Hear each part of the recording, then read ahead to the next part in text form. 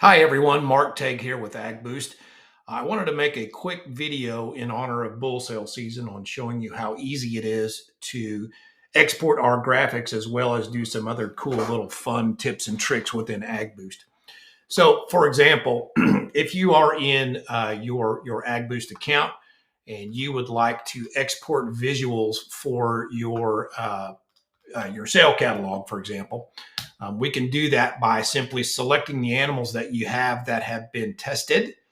Once you select those animals and you want to export that individual animal's genetic analysis, you can simply show the scores, click inside in the deal, and it will automatically download a picture or a .png of your score there. You can take this information, put it in a sale catalog, for example, or send it to your sale catalog publisher, and etc. To publish along with your animal. So super easy to do that.